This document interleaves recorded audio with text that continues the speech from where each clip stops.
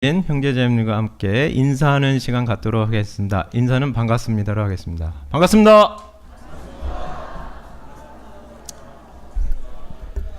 네, 2018년 양주교회 목표 같이 하시겠습니다. 2018년 양주교회 목표: 어린 아이의 일을 버리는 장성한 교회, 직시 고백 분별 버림. 고린도전서 13장 11절 말씀: 내가 어렸을 때에는 말하는 것이 어린아이와 같고 깨닫는 것이 어린아이와 같고 생각하는 것이 어린아이와 같다가 장성한 사람이 되어서는 어린아이의 일을 버렸노라. 네, 지난주 암송 데살로니가전서 5장 14절로 15절 말씀 다 같이 한번 암송하시겠습니다. 데살로니가전서 5장 14절로 15절 말씀: 또 형제들아 너희를 권면하노니 규모 없는 자들을 권계하고 마음이 약한 자들을 안위하고 힘이 없는 자들을 붙들어 주며 오직 참으라. 삼가 누가 누구에게든지 악으로 악을 갚지 말게 하고 오직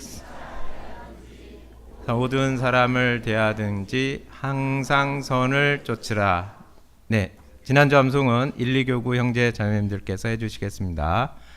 데살로니가전서 5장 14절로 15절 말씀: 또 형제들아 너희를 권면하노니 규모 없는 자들을 권계하고 마음이 약한 자들을 안위하고 힘이 없는 자들을 붙들어 주며 모든 사람을 대하여 오래 참으라. 삼가 누가 누구에게든지 악으로 악을 갚지 말게 하고 피차 대하든지 모든 사람을 대하든지 항상 선을 쫓으라. 네, 수고하셨습니다. 이번 주 암송 야고보서 4장 4절 말씀 다 같이 한번 암송하시겠습니다. 야고보서 4장 4절 말씀: 가늠하는 여자들이여 세상과 벗된 것이 하나님의 원수임을 알지 못하느뇨. 그런즉 누구든지 되고자 하는 자는 스스로 하나님과 원수되게 하는 것이니라. 네, 이번 주 암송은 3, 4교구 형제 자매님들께서 해주시겠습니다. 야고보서 4장 4절 말씀: 가늠하는 여자들이여 세상과 벗된 것이 하나님의 원수임을 알지 못하느뇨. 그런즉 세상과 벗이 되고자 하는 자는 스스로 하나님과 원수되게 하는 것이니라. 수고하셨습니다. 다음 주 암송은 소식지 참조해서 두 번 같이 읽어보도록 하겠습니다. 요한일서 1장 3절 말씀: 우리가 보고 들은 바를 너희에게도 전함은 너희로 우리와 사귐이 있게 하려 함이니 우리의 사귐은 아버지와 그 아들 예수 그리스도와 함께 함이라. 요한일서 1장 3절 말씀: 우리가 보고 들은 바를 너희에게도 전함은 너희로 우리와 사귐이 있게 하려 함이니 우리의 사귐은 아버지와 그 아들 예수 그리스도와 함께 함이라. 네, 수고하셨습니다. 금요일 말씀은 한 주간 청년 주간 집회를 인도해 주신 남대전교회에서 심호하시는 이무열 목사님께서 하나님 말씀 전해 주시겠습니다. 말씀 전에 본교회 찬양대에서 찬양해 주시겠습니다.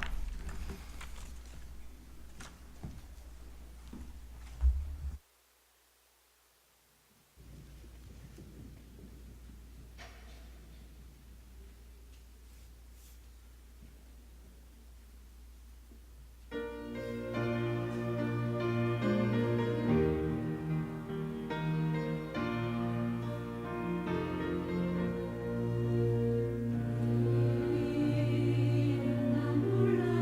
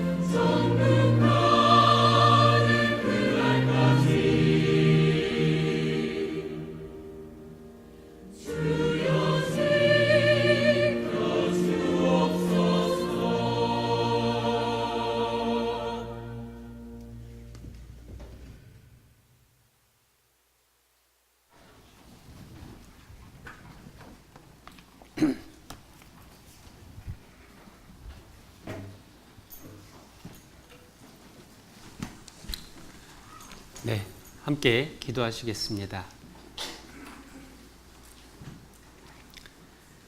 우리를 사랑하셔서 구원해 주시고 늘 함께 해 주시는 하나님 아버지 참 감사합니다. 죄인으로 나서 죄를 짓고 살다가 지옥 갈 수밖에 없던 비참한 존재임에도 죽기까지 사랑해 주시고 우리의 죄를 다 씻어 주셔서 천국 갈 수 있는 귀한 소망과 믿음 허락해 주심을 감사합니다. 뿐만 아니라 주님의 몸된 교회 가운데 함께 거하며 교제할 수 있도록 저희를 붙잡아 주시고 말씀 앞으로 이끌어 주심도 더욱 감사를 드립니다. 주일 아침 함께 말씀 배우며 교제 나누고자 모였습니다. 우리 각 사람에게 필요한 말씀으로 교훈해 주시고 주께서 가르쳐 주신 말씀이 우리 각 사람의 마음에 새겨지고 삶 속에서 열매되어 나타날 수 있도록 우리 각 사람의 신앙 더욱 자라갈 수 있도록 하나님 늘 지켜주시고 돌봐주시기를 간구드립니다.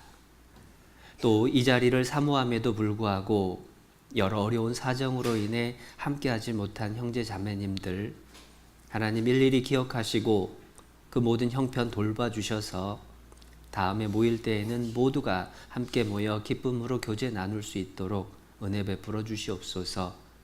영육간의 건강을 주께서 회복시켜 주셔서 더욱 힘있게 주를 위해 합력하며 살아갈 수 있도록 하나님 인도하여 주시옵소서. 지난 한 주간 청년주간 전도집회로 여러분들이 말씀을 들었습니다. 말씀을 들은 모든 영혼들 모두가 구원받고 주님의 몸된 교회 가운데 머물기까지 성령께서 각 사람의 영혼 붙들어 주시고 또 구원받은 영혼들 교회 가운데 그 신앙 자라갈 수 있도록 하나님 인도하여 주시기를 더욱 간구드립니다. 또 같은 시간 해외 선교 중이신 목사님과 일행들 오고 가는 모든 걸음 하나님의 은혜 가운데에 이루어질 수 있도록 하나님 늘 지켜주시고 또 해외에서 복음을 전하는 많은 선교사님들과 그 동역자들에게도 하나님께서 더욱 영육간의 강건함과 하나님의 선하신 은혜로 채워주시옵소서. 함께하는 이 시간 또 오직 하나님의 선하신 손길에만 모든 것 의지합니다. 우리를 구원해 주시고 늘 지켜주시는 귀하신 예수님의 이름으로 감사하며 기도드렸습니다. 아멘. 네, 함께 성경 말씀은 골로새서 1장 말씀을 찾아보시겠습니다.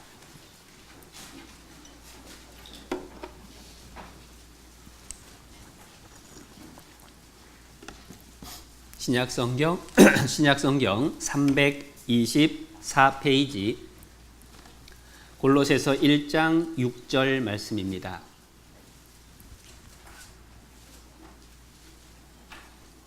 신약성경 324페이지 골로새서 1장 6절 말씀.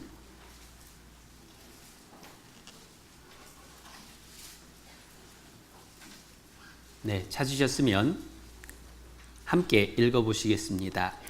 이 복음이 이미 너희에게 이름에 너희가 듣고 참으로 하나님의 은혜를 깨달은 날부터 너희 중에서와 같이 또한 온 천하에서도 열매를 맺어 자라는 도다. 네, 인사드리겠습니다. 안녕하십니까? 네, 반갑습니다. 네, 일주일 동안 함께 했던 효과가 있나 봅니다. 네, 반갑다고 인사를 해주시는 분들이 여기저기 계시네요.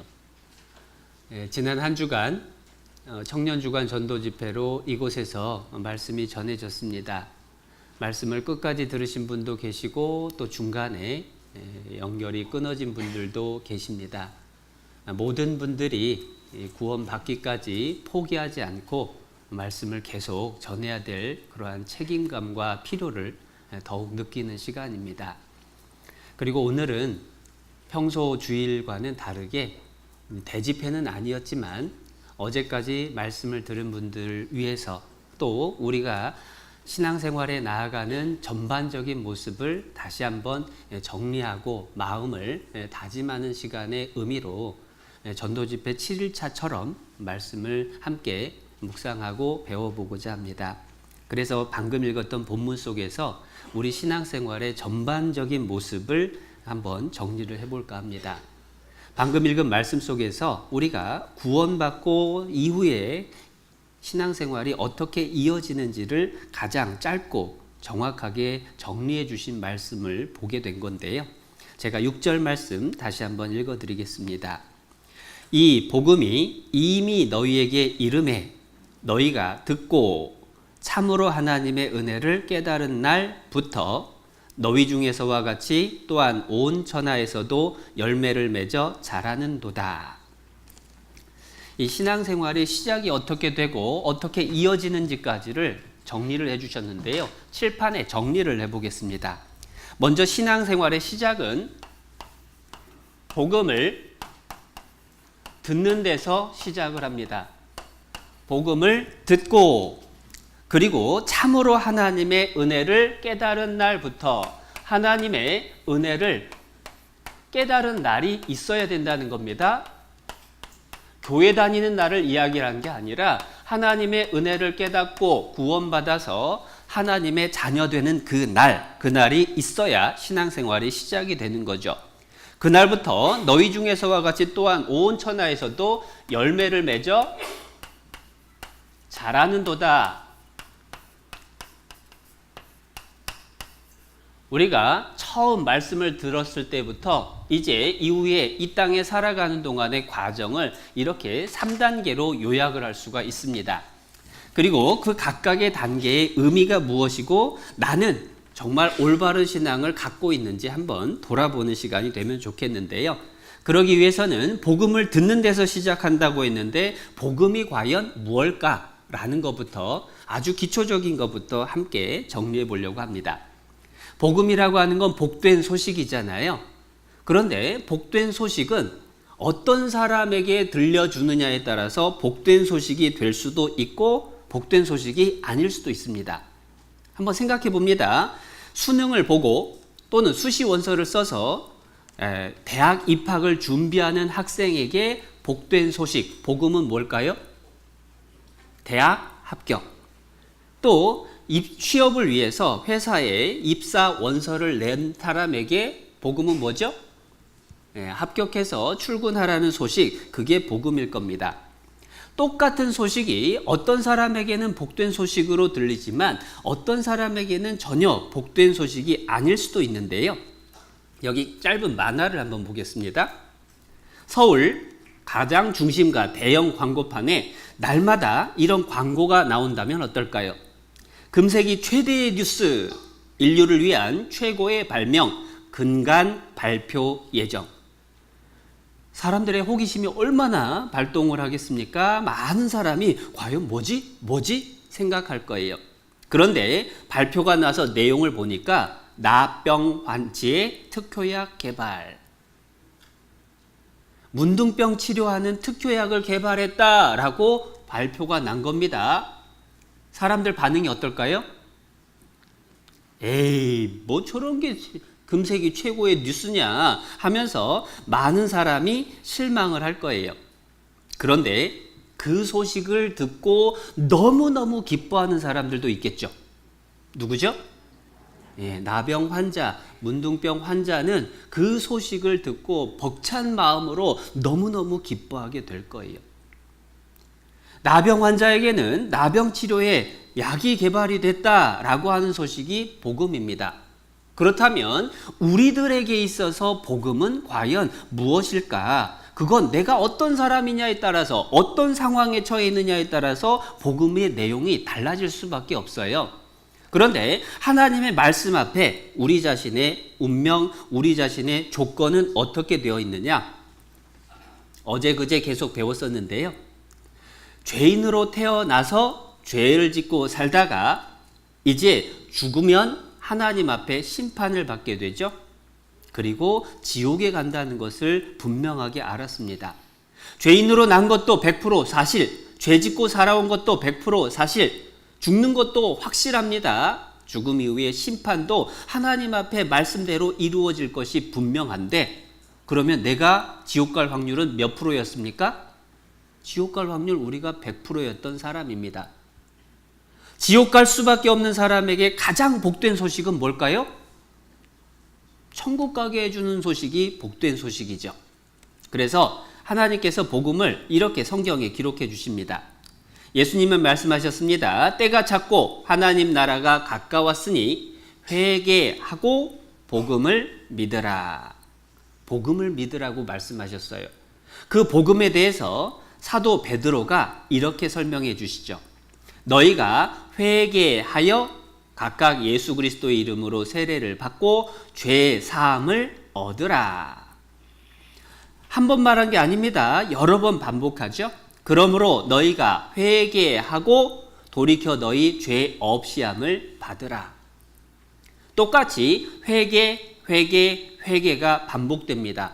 그런데 복음이 결국 뭐냐? 죄사함을 얻는 것이 복음을 믿는 거고 죄 없이함을 받는 게 복음을 믿는 거예요. 죄 때문에 지옥 가는 사람에게 복음은 그 죄 문제가 하나님 앞에서 해결됐다라고 하는 소식이 틀림없죠. 그래서 복음은 우리 죄가 사해졌다, 하나님 앞에 우리 죄가 용서돼서 천국 갈 수 있게 됐다라는 소식이 우리 모든 사람에게 가장 복된 소식이 되는 겁니다. 그런데 복음을 들었다라고 해서 모든 사람의 신앙생활이 시작되느냐?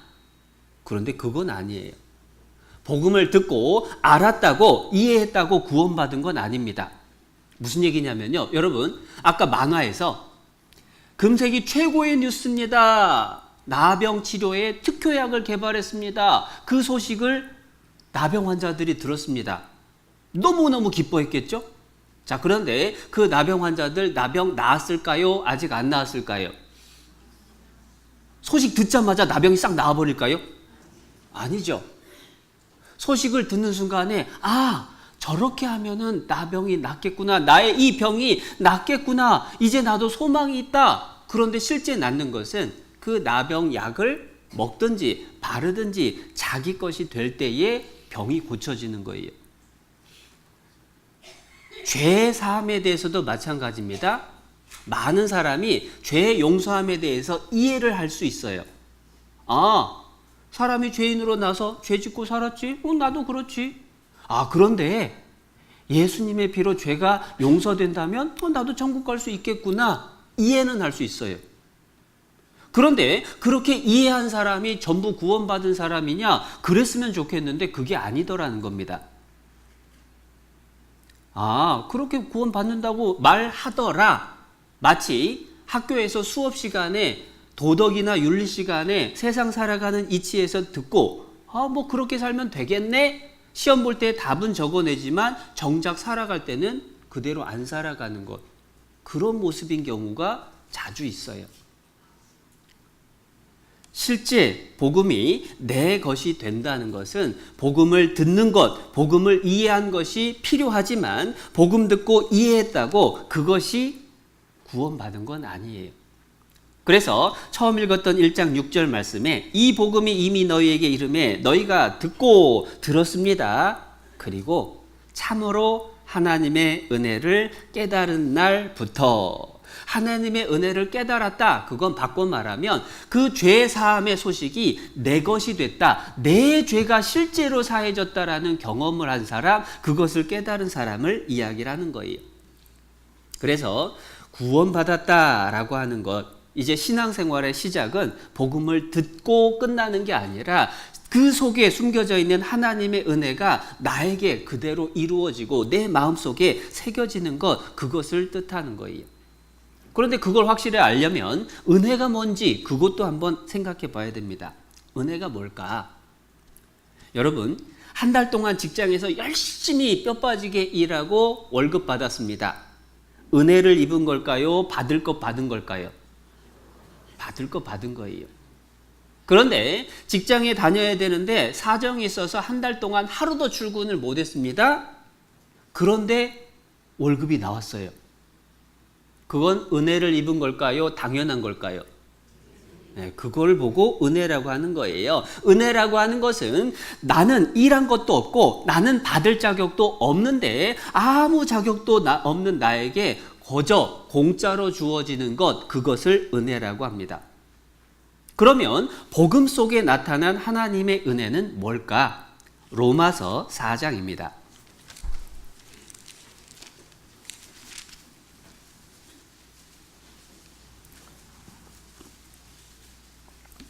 로마서 4장 4절 5절 말씀. 로마서 4장 244페이지입니다. 4장 4절 말씀. 일하는 자에게는 그 싹을 은혜로 여기지 아니하고 빚으로 여기거니와 일을 아니할지라도 경건치 아니한 자를 의롭다 하시는 이를 믿는 자에게는 그의 믿음을 의로 여기시나니. 자, 설명을 좀 드릴게요. 내가 뭘 해야지 교회를 열심히 다닌다든지 헌금을 많이 한다든지 기도를 많이 한다든지 착하게 산다든지 죄를 안 짓는다든지 그렇게 내가 무언가 해야지 구원받는 거 아니냐라고 하는 것은 아직 하나님의 은혜를 모른다는 증거입니다. 은혜라고 하는 것은 내가 한 것 없이 거저 받는 것이 은혜라고 했죠. 마치 나의 수고와 헌신과 나의 노력의 대가로 천국 갈 수 있게 된다고 생각한다면, 그렇게 죄 용서된다고 생각한다면 그렇게 받은 죄 용서는 은혜일까요? 받을 거 받은 걸까요?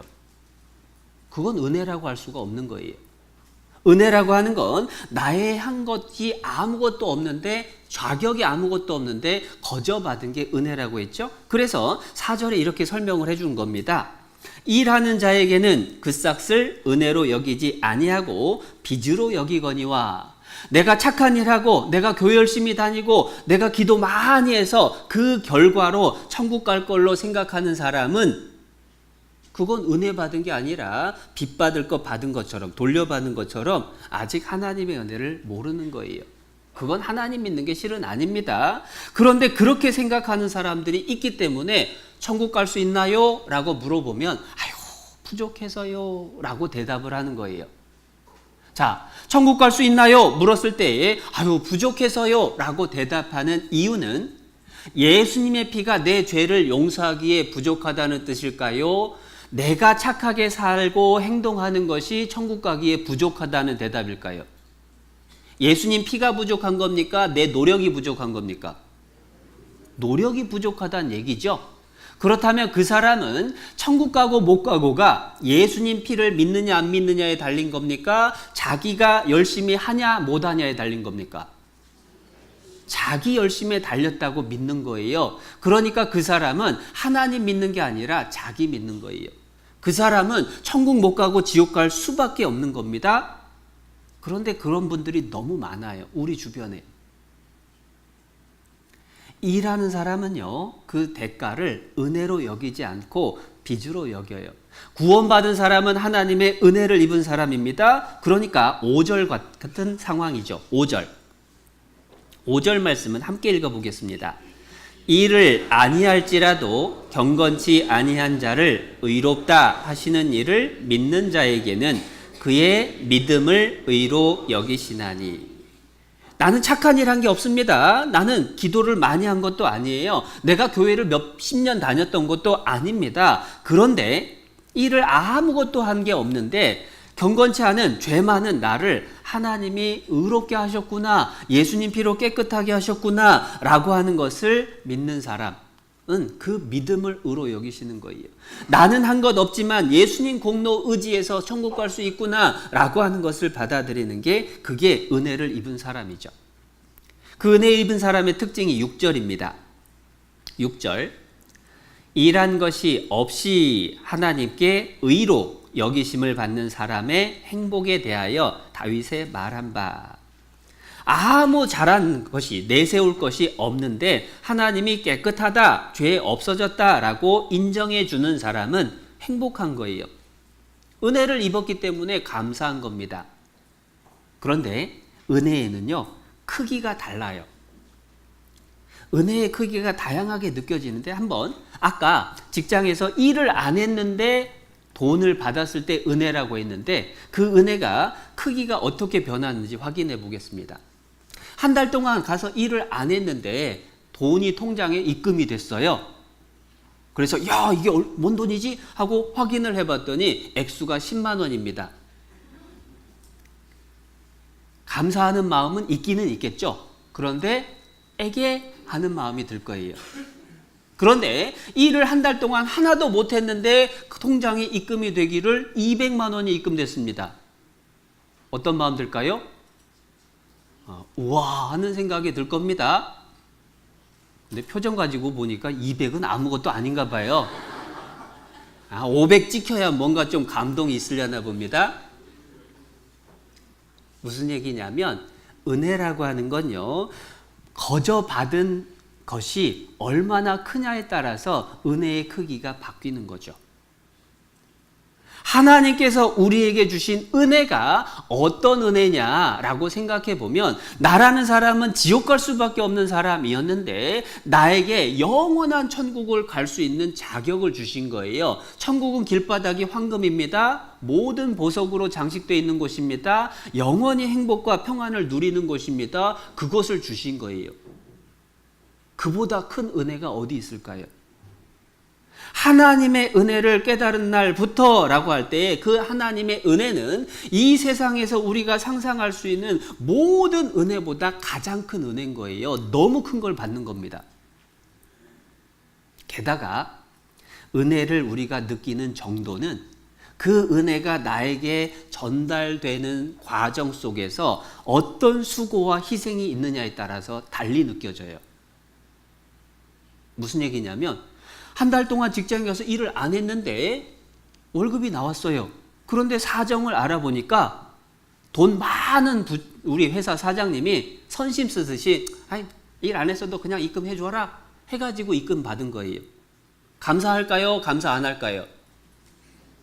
감사하죠. 감사하기는 합니다. 그런데 아우 사장님 감사합니다 하고 그렇게 끝날 거예요. 그런데 한 달 월급이 입금됐길래 너무 좋아가지고 사정을 알아봤더니 직장 동료가, 친한 친구가 내 것까지 뼈 빠지게 일하느라고 하루에 15시간, 16시간 일해서 겨우겨우 급여 받은 걸 나한테 떼준 거예요.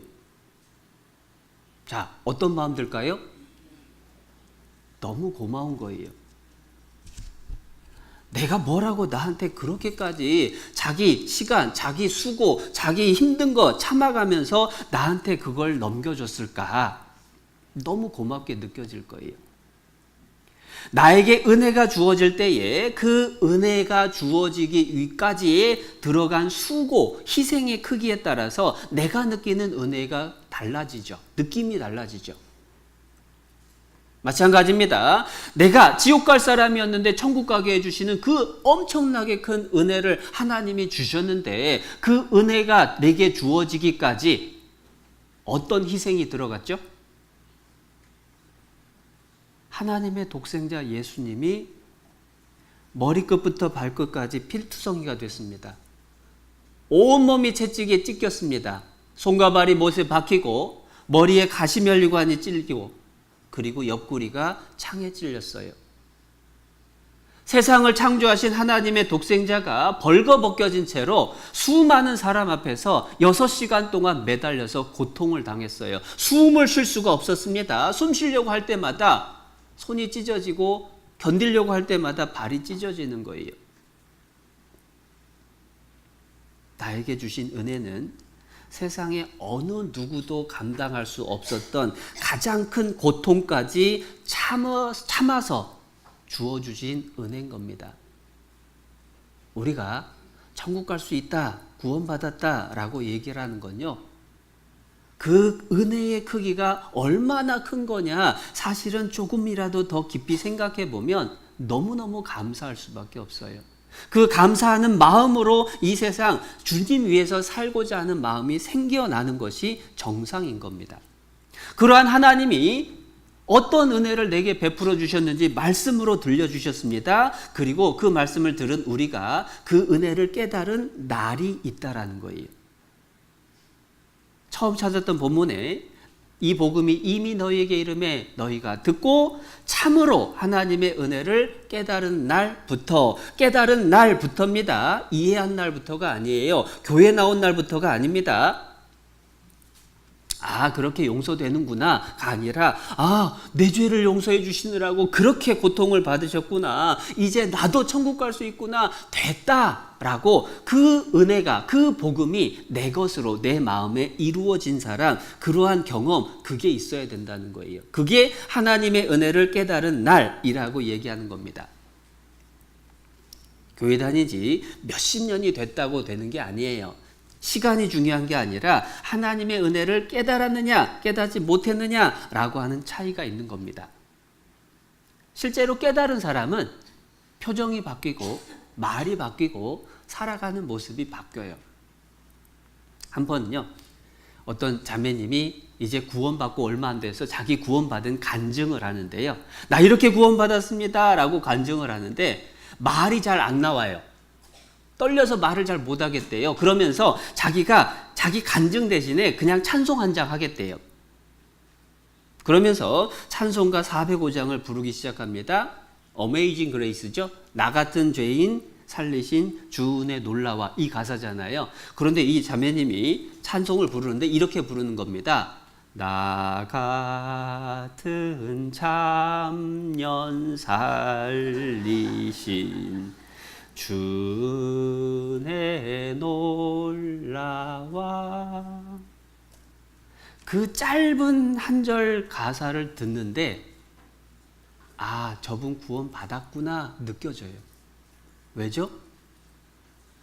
자기가 하나님 앞에 어떠한 죄인인지를 철저하게 깨달은 겁니다. 수많은 사람 앞에서 나 같은 잡년, 나 같은 이 죄인, 이 죄덩어리 뭐라고 하나님이 살려주셨을까, 천국 가게 해줬을까, 그게 말 몇 마디 안 해도 그 짧은 가사를 바꾼 한 단어 속에서 그냥 느껴지는 거예요. 하나님의 은혜를 깨달은 사람은요, 생각하고 말하는 게, 행동하는 게 자연스럽게 변할 수밖에 없어요. 은혜를 깨달은 사람의 특징입니다. 2절 가사도 사실은 교훈이 많이 되죠. 큰 죄악에서 건지신 주 은혜 고마워. 나 처음 믿은 그 시간 귀하고 귀하다. 처음 믿은 그 시간, 처음 그 은혜를 깨달은 그 시간 반드시 있어야 되는 거예요. 그 은혜를 깨달은 날이 교회 나온 날하고 똑같은 건 아닙니다. 어떤 학생이요, 서울대를 4년 동안 하루도 결석 안 하고 출석을 했습니다. 수업도 안 빼먹고 열심히 들었습니다. 숙제란 숙제 안 빼먹고 다 했습니다. 그런데 4년 지났는데 졸업장이 안 나와요. 왜 그럴까요? 네? 입학한 적이 없어요. 청강이라고 하는 게 있습니다. 학생이 아니어도, 그 과 학생이 아니고 그 학교 학생이 아니어도 그냥 가서 수업은 들을 수 있어요. 그런데 수업을 들었다고 졸업장 나올까요? 안 나옵니다. 교회당을 다녔다라고 해서 다 천국 가는 게 아니에요. 구원받은 사람이 모인 교회에 출석했다라고 해서 다 천국 가는 게 아닙니다. 내가 마치 서울대 입학한 그 날, 그 시간이 있는 것처럼 내가 하나님의 은혜를 깨달은 날, 하나님의 자녀로 거듭난 날, 그 날이 있어야만 되는 거예요. 그날부터 진짜 신앙생활이 시작되는 거예요. 그런데 어떤 경우에는 그렇게 구원받은 나를 이야기를 하고 물어보면 이상하다라고 비난하는 사람들이 있습니다. 교만하게 어떻게 구원받았다고 천국 간다라고 자신 있게 말하냐고, 죽어봐야 알지. 그런데 그렇게 말하는 사람은 하나님의 은혜로 구원받는다고 생각하는 걸까요? 자기 수고와 노력으로 구원받는다고 생각하는 걸까요? 자기 수고라고 믿는 거예요. 그러니까 죽을 때까지 해봐야 아는 거라고 합니다. 하나님의 은혜가 얼마나 크고 얼마나 확실하게 내게 주어졌는지 그걸 깨닫지 못했기 때문에 열심히 교회 다닌다고 하면서 자기 공로로 천국 가려고 하는 거예요. 그분은 아무리 예수님이 피를 흘려서 죄를 용서했다고 말해도 그 마음속에 깨달은 게, 믿어진 게 아닌 거예요. 그런데 한번 생각해 보세요. 나 천국 갑니다 라고 대답하는 게 교만한 걸까, 당연한 걸까? 요즘 아시안 게임이 있습니다. 이제 아시안 게임에서 또는 올림픽에서 금메달을 딴 사람에게 기자가 수상 소감을 물었습니다. 수상 소감 물었더니 이 선수가 하는 말, 네, 부모님의 은혜로 그 은혜 생각하고 그 은혜에 힘입어서 제가 이 자리까지 왔습니다 라고 대답했습니다. 교만한 걸까요? 잘한 걸까요? 너무너무 잘한 거예요. 자기 자랑한 겁니까? 부모님 자랑한 겁니까? 부모님 자랑한 거예요. 부모님 그거 보면 너무 뿌듯할 겁니다. 내가 천국 갈 수 있다라고 대답하는 건 내 자랑하는 겁니까? 내 죄 용서하려고 십자가에 죽으신 예수님 자랑하는 겁니까? 예수님 자랑하는 거예요. 그게 진짜 신앙인 겁니다. 그런데 어떤 분은 이렇게도 대답합니다. 혹시 앞으로 죄를 지을지도 모르는데 어떻게 천국 가느냐고 자신하냐고. 근데 그 얘기 큰 오해가 담겨 있죠. 앞으로 죄 지을지도 모르는데 어떻게 천국 가느냐, 자신이 있느냐라고 묻는 것은 앞으로 짓는 죄는 용서됐다고 믿는 거예요? 앞으로 짓는 죄는 아직 용서 안 됐다고 믿는 거예요?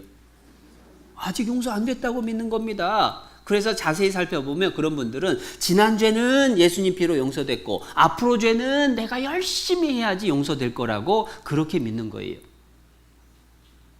그런데 우리의 죄를 용서하는 것은 내 노력으로 죄 없어집니까? 안 없어집니까? 기도로 죄 없어집니까? 안 없어집니까? 근데 이상하게 그런 분들은요, 아침 저녁으로 새벽마다 가서 기도하고 회개해야 그래야 죄가 없어진대요. 앞으로 죄는, 지난 죄는 예수님 피로 구원받고 앞으로 죄는 자기가 기도해서 없어진대요. 그 사람 천국 갈까요? 지옥 갈까요? 지옥 가는 게 틀림없는 거예요. 그런데 그렇게 믿는 사람들이 많아요. 오해입니다. 진짜 구원받은 사람의 특징은요, 영국의 스펄전 목사님의 이야기를 잠깐 들어보면요, 1834년에 태어났고 1850년 1월 6일 거듭났습니다. 그런데 거듭날 때의 상황을 이렇게 설명해요. 기독교는 기쁘고 시원하여 유쾌한 마음으로 주님께서 슬픔을 당하심으로 나에게 안식을 주셨고 주님께서 죽으심으로 내게 생명을 주셨다고 말했다. 그러고 나서 잠시 동안 꼼짝 않고 서서 십자가를 바라보며 경탄했다. 십자가 앞에서 예수님의 피로 내 죄가 씻겼고 예수님의 죽으심으로 내가 생명 얻었다. 그걸 깨달은 거죠. 그걸 깨달은 날, 스펄전은 1850년 1월 6일 주일 아침 15살의 나이로 위와 같은 변화의 체험을 하게 되었습니다. 이 변화는 10살 때 시작되어 5년 동안 계속된 모든 정신적 영적 고뇌 끝에 온 것입니다. 10살부터 5년 동안 난 죄인인데 나 같은 죄인이 어떻게 천국 갈까? 내가 어떻게 하면 천국 갈 수 있을까? 고민하다가 예수님의 죽으심과 부활하심이 자기에게 어떤 의미를 갖는지 알게 됐어요. 깨닫게 됐어요. 그랬더니 변화가 생긴 겁니다. 그런데 그 예수님의 피가 얼마만큼 내 죄를 깨끗하게 했느냐? 스펄전 목사님이 설교하실 때 내용입니다. 무수한 사람들이 예수님은 과거의 죄를 용서하시는데 필요할 뿐으로 미래의 구원을 위해서는 그분을 믿을 수 없다고 생각합니다. 그들은 지나간 날들에 대해서는 믿지만 다가올 날들에 대해서는 믿지 않습니다. 그런데 이렇게 되면 큰일 나는 거예요. 예수님은 우리의 모든 죄를 담당하셨거나 아니면 전혀 담당하지 않으셨거나 둘 중 하나입니다. 그리고 밑줄 친 부분에 그분은 더 이상 속죄를 생각할 필요가 없을 정도로 미래의 죄도 확실히 처리하셨습니다. 예수님의 죽으심은 절대 반복될 수도 없고 그분은 신자들의 미래의 죄를 위해서도 대가를 치르셨습니다. 분명하게 우리 죄를 용서하셨다라고, 미래의 죄까지 용서하셨다고 틀림없이 설교하죠. 그런데 슬프다고 합니다. 왜냐? 어떤 사람들의 가르침에 따르면 신자들은, 믿는 사람들은 단지 부분적으로 구원받고 나머지 부분의 구원은 자기들의 미래의 노력에 달려 있다고 생각합니다. 이것이 복음일까요? 나는 그렇게 믿지 않습니다. 복음은요, 미래의 죄까지 완전하게 해결됐다는 것을 듣고 믿는 믿음이죠. 그리고 그건 교리를 공부하는 교리 책에서도 설명을 해주셔요. 구원받은 자는 과거 지은 죄만 용서받았을까요? 만약에 과거 지은 죄만 용서받았다면 현재 짓고 있는 죄나 미래 지을 수밖에 없는 죄들은 해결되지 못하고 결국 죄인으로 남게 될 겁니다. 과거 지은 죄에 대한 용서는 구원을 완전하게 설명 못합니다.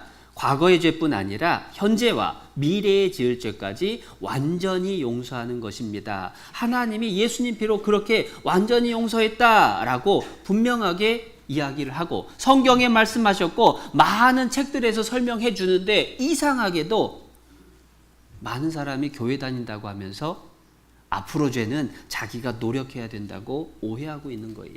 안타까운 현실입니다.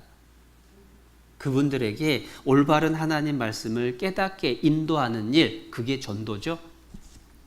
안타깝게 지옥 가는 사람이 없도록 그들에게 말씀을 전해주는 일이 우리에게 주어진 의무인 거예요. 자, 그런데요.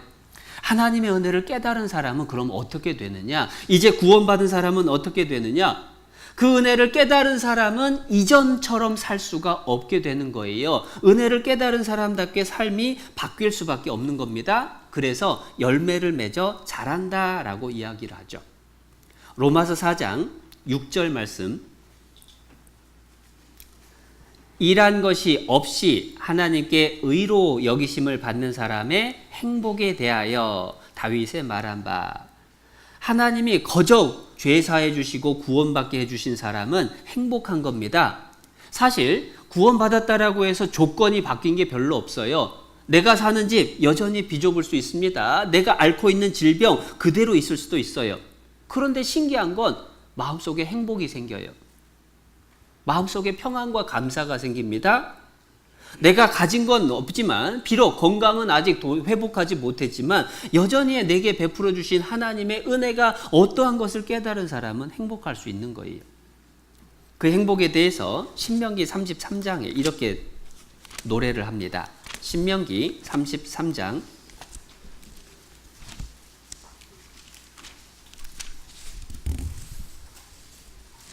구약성경 318페이지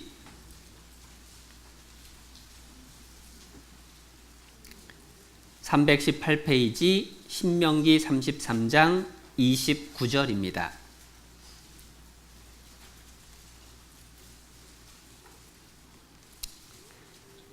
(33장 29절) 함께 읽어보겠습니다. 이스라엘이여 너는 행복자로다. 여호와의 구원을 너같이 얻은 백성이 누구뇨? 네, 거기까지만 봐도 됩니다. 행복하다라고 하는 것 어디서 주어지느냐? 하나님의 구원을 받은 백성, 하나님의 크신 구원을 이루어진 사람, 그 사람은 행복한 거예요. 지금 현재의 조건은 너무 힘든 것들이 많더라도 이상하게 마음속에서 평안이 와요. 이유가 있습니다. 생각해 보면요. 지금은 아주 허름한 월세방에서 정말로 힘들게 사는데요.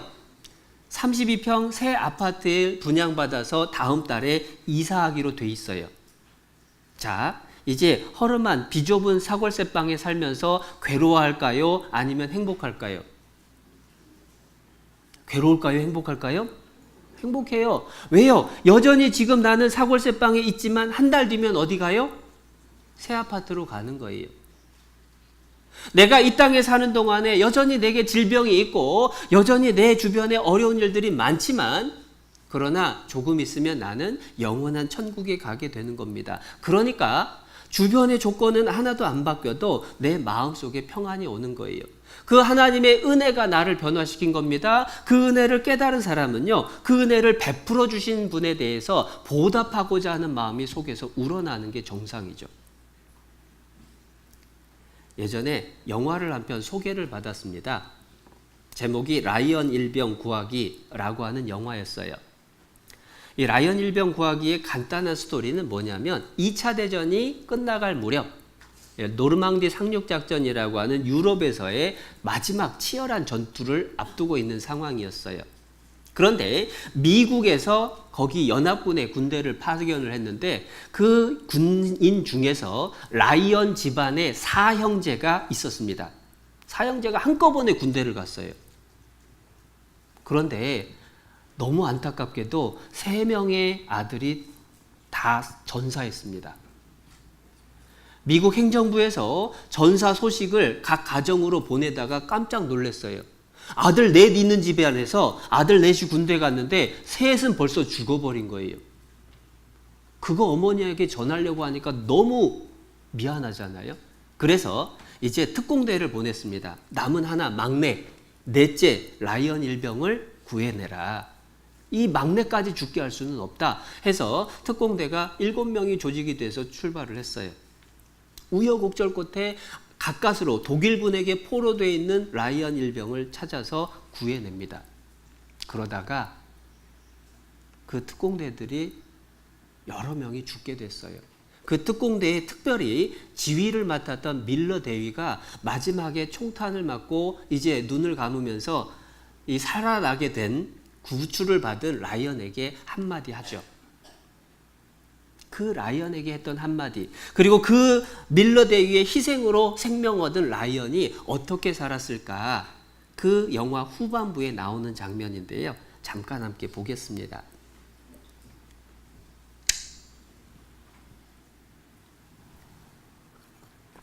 제가 설명드렸던 내용이죠.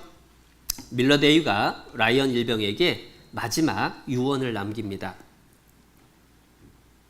유언의 내용이요, 아주 짧게 얘기합니다. 라이언, 꼭 살아서 돌아가.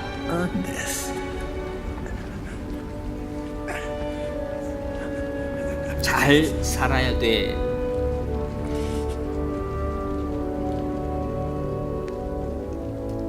내 죽음이 헛된 것이 아니라는 걸 증명해 달라라고 얘기한 거예요.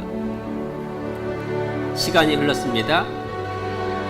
라이언 일병이 이제는 노인이 됐어요. 가정을 이루고 아들, 손자들을 얻었습니다. 그리고 어렵게 밀러 대위의 묘지를 찾은 거예요.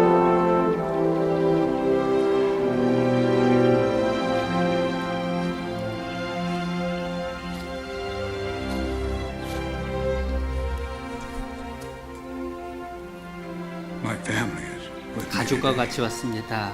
오고 싶어 해서요. 여기 오면 기분이 어떨까 생각했습니다.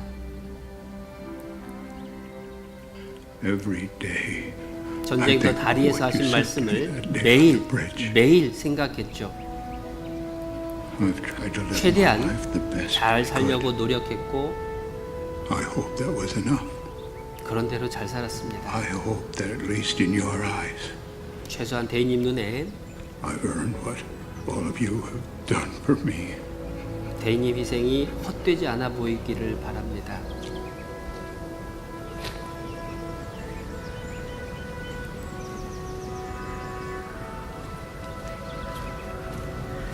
James, Captain John H. Miller.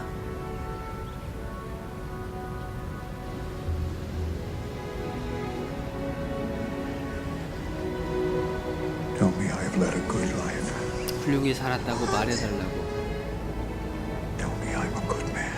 내가 좋은 사람이었다고 말해달라고.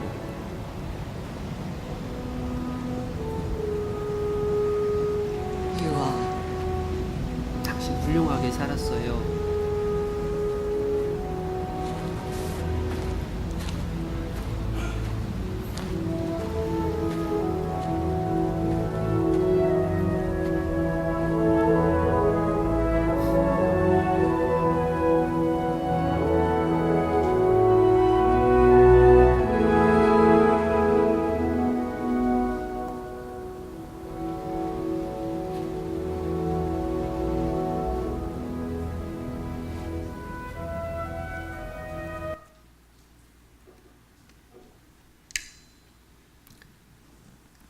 전쟁터에서 자기를 살리기 위해서 목숨을 잃은 밀러 대위가 잘 살아달라고, 내가 너를 위해서 죽은 것 헛되지 않게 살아달라고 했을 때에 그 말을 몇십 년 동안 계속 생각한 겁니다.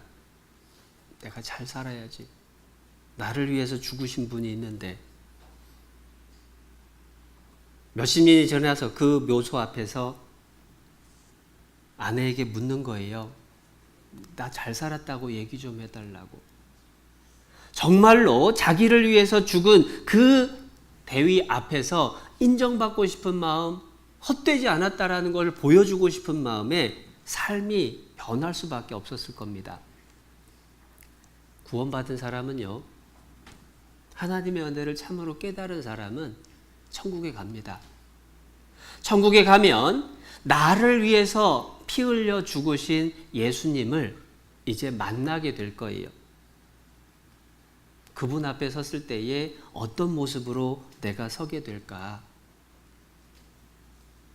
그분 앞에 섰을 때에 잘 살았다라고 그렇게 이야기 나누고 칭찬 얻는 모습으로 서고 싶은 마음, 그것이 내 안에 생겨나는 것이 당연한 겁니다. 라이언이 매일 생각했던 것처럼 매 순간순간 나를 위해서 죽으시고 나를 구원하신 예수님, 그분이 어떻게 나를 구원하셨는지 그것을 잊을 수가 없는 게 정상이죠. 그게 구원받았다는 뜻이고, 그게 하나님의 은혜를 깨달았다는 뜻이고, 그게 우리 모두의 간증이어야 맞는 거예요.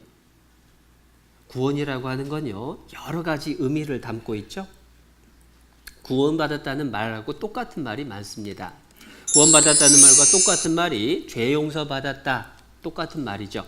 하나님 자녀가 됐다, 그리고 거듭났다, 영생 얻었다, 천국 갈 수 있다, 다 똑같은 말이라는 거 많이 들었을 겁니다. 그런데 나를 용서해서 하나님 자녀 삼기 위해서 어떠한 희생이 있었느냐라고 하는 거 늘 잊지 않고 새겨야 되겠죠. 그 하나님의 은혜를 깨달은 날 우리는 하나님 자녀가 됐죠. 원래는 하나님은 심판하시고 나는 죄인으로 지옥 갈 수밖에 없었지만 예수님의 피로 다 덮어버리셨어요. 도말하셨죠? 그것을 믿는 순간에 우리의 신분이 바뀐 겁니다. 너희가 다 믿음으로 말미암아 그리스도 예수 안에서 하나님의 아들이 되었으니, 하나님 아들로 이제 거듭난 거예요. 한 번 부모님의 자녀로 태어나고 또 한 번 하나님 자녀로 태어났다. 두 번째 태어났다. 그래서 거듭남입니다. 거듭났다라고 하는 것은 이제 하나님의 자녀로 태어난 거예요. 그런데 하나님의 자녀로 태어날 때에 우리가 무엇을 또 배울 수 있느냐? 여러분, 아기가 태어날 때에 아기가 노력해서 태어나는 걸까요? 어머니가 수고하고 애써서 태어나는 걸까요? 어머니가 수고해서 애쓴 거예요. 하나님 자녀로 태어나는데 내가 노력해서 하나님 자녀 되는 걸까요? 예수님의 희생으로 하나님 자녀 되는 걸까요? 당연한 얘기인 거예요. 출생이라는 건 태어나는 아기의 수고가 아니라 낳아주시는 어머니의 수고, 부모의 수고로 태어나는 거예요. 그리고 어떤 분은요, 가끔 이런 얘기를 합니다. 내가 구원받았다라면 뭔가 특별한 느낌이 있어야 될 것 같은데 내가 아무 느낌이 없는 것 보니까 나는 구원 아닌 것 같다, 이런 얘기를 하는 분이 계셔요. 자, 그런데 느낌이 내가 은혜를 깨달았나 못 깨달았나, 구원받았나 못 받았나를 확증해 주는 건 아닙니다. 느낌이 있을 수도 있고 없을 수도 있어요. 더군다나 아들로 태어나는 모습을 생각하면 느낌이 중요하지 않다는 걸 알게 되죠. 자, 여기 이 자리에 있는 모든 분들은 적어도 한 번 어머니 뱃속에서 태어나는 경험 하셨죠? 나는 그런 경험 안 했다 하신 분 계셔요? 그러면 이 자리에 있을 수가 없죠. 자, 우리 모두는 어머니의 태 속에서 태어난 경험을 다 했습니다. 자, 그런데 어머니 뱃속에서 나올 때 느낌 기억나시는 분 있을까요? 제가 어린이들하고 성경 공부하다 보면 참 재밌어요. 엄마 뱃속에서 태어날 때 느낌 기억나는 사람? 그랬더니 네, 저요! 하고 손 드는 거예요. 그래서 어떤 느낌이었는데? 너무 추웠어요. 그 말 끝나자마자 저도요. 너는 어땠는데? 너무 허전했어요. 그거 기억나는 걸까요? 상상한 걸까요? 상상한 거예요. 그러나 내가 엄마 뱃속에서 태어날 때 느낌이 없다라고 해서 태어나지 않은 거냐? 그건 아니잖아요. 내 느낌이 중요한 게 아니라 하나님의 말씀에, 하나님의 약속이 중요한 거고, 그리고 그 약속이 나에게 어떤 의미가 되는지, 내 운명을 어떻게 바꿔놨는지 그것을 내 것으로 받아들였느냐 그렇지 않느냐의 차이가 있는 거예요. 그런데 아기가 태어나면요, 그 아기는 반드시 점점 자라가야 됩니다. 하나님이 아버지가 되고 내가 하나님 아들로 거듭났다, 태어났다는 건 실제로 이렇게 아기와 같은 모습으로 우리가 태어난 거 상상하면 돼요. 자, 아기가 태어났으면 이제 태어났으니까 끝! 하고 인생 종료합니까? 아니면 이제 인생이 시작된 겁니까? 시작된 거예요. 구원은 하나님 자녀로 태어나는 겁니다. 하나님 자녀로 태어났으니까 이제 할 일 끝난 겁니까? 시작한 겁니까? 시작한 거예요. 내가 구원받아서 천국 가게 됐다라고 하는 것은 이제 하나님의 자녀로 태어났기 때문에 하나님의 자녀답게 자라가는 시작이 된 거예요. 구원은 끝이 아니라 시작입니다. 그 과정을요, 구원받은 사람이 이제 천국 갈 때까지의 과정을 구원의 3가지 단계로 설명을 해주세요. 많은 분들이 아니 구원받았으면 됐지라고 하는데요. 구원받은 건 끝이 아니라 시작입니다. 그 구원에 3가지 단계가 있는데 그 단계를 한번 정리를 해볼게요. 베드로 전서 1장입니다.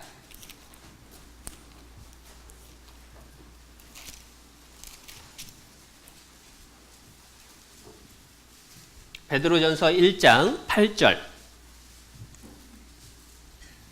신약성경 377페이지. 베드로전서 1장 8절 말씀입니다.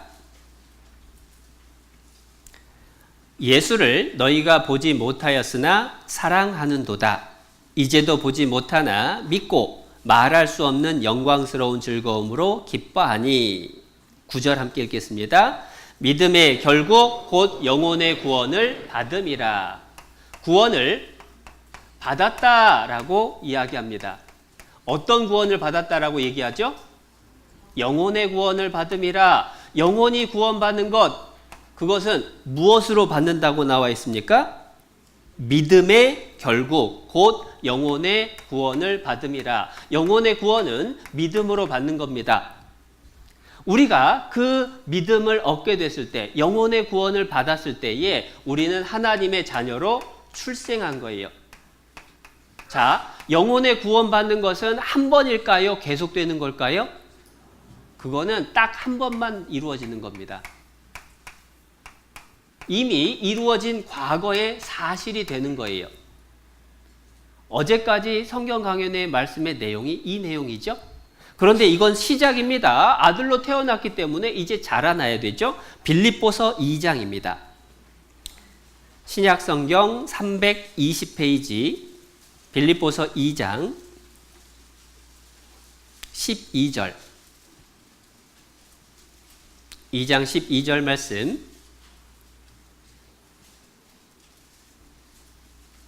320페이지 12절 말씀 함께 읽어보겠습니다.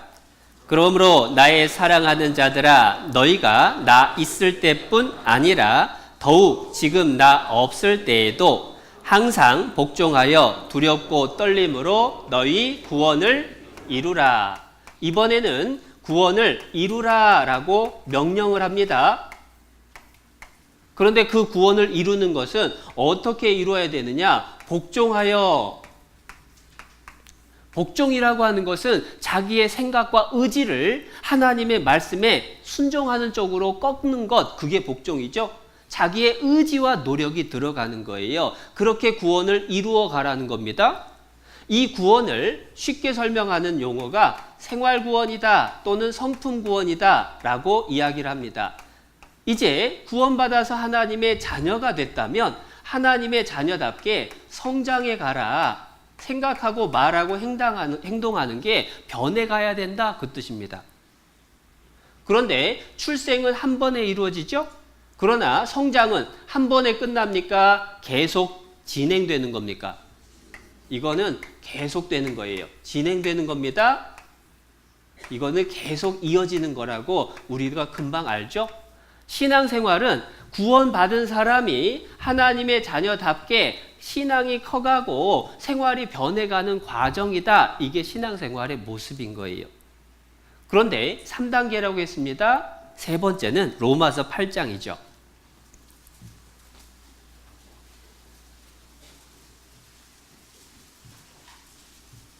신약성경 250페이지 로마서 8장 23절.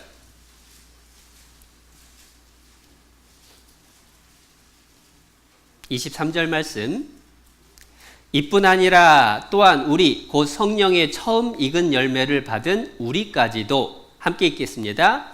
속으로 탄식하여 양자 될 것 곧 우리 몸의 구속을 기다리느니라. 구속이라고 하는 건 대가를 치러서 구원했다는 뜻입니다.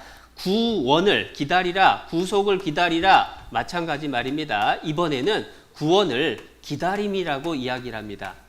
구원의 내용 중에 기다려야 될 게 있는데 어떤 구원이냐? 우리 몸의 구원을 기다리라 라고 말씀을 하셔요. 그 몸의 구원은 어떤 의미냐면 우리의 이 육체가 영원한 천국에 갈 때 신령하고 아름다운 모습으로 변해서 간다는 거예요. 이 자리에 우리 은장회 어른들이 계시는데요. 은장회 어른들께 한번 여쭤보겠습니다.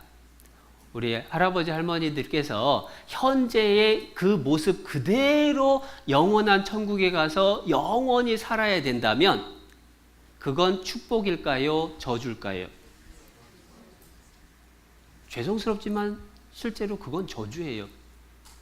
여기저기 쑤시고 아프고 움직이는 것 하나도 힘이 들고 불편한데 그러한 몸 상태를 가지고 영원히 살아야 된다. 그거는 축복이 아닌 거예요.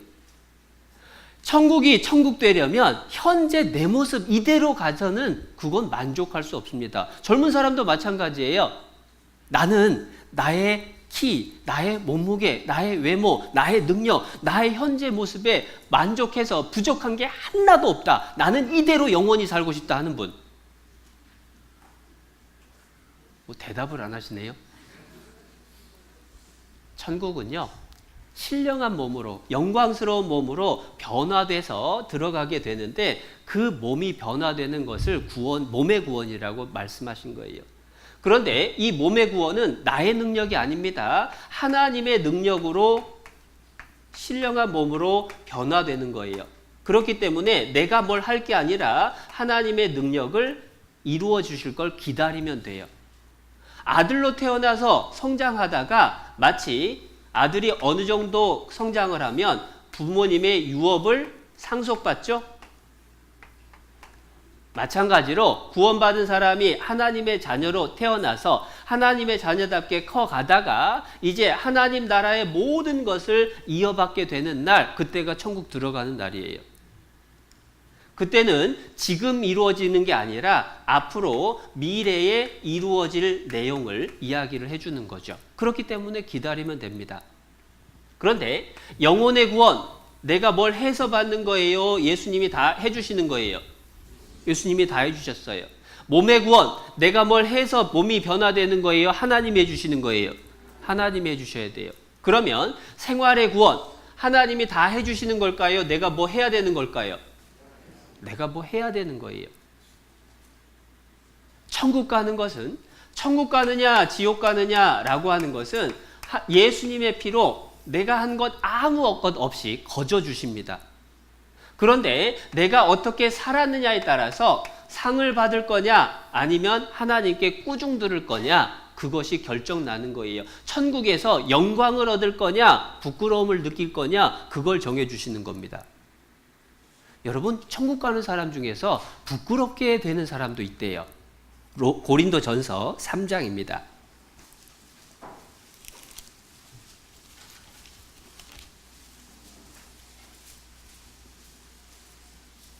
고린도전서 3장 15절. 15절 말씀.